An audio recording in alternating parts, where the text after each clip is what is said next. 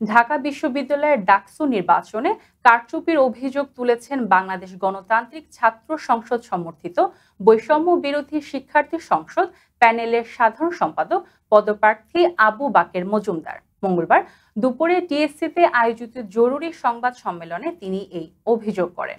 আবু বাকের দাবি করেন, অমর ২১ হলে ভোটারদের আগে থেকে পূরণকৃত ব্যালট দেওয়া হয়েছে। অভিযোগ উঠেছে, এই ঘটনায় ওই কেন্দ্রের এক পোলিং অফিসার জড়িত ছিলেন।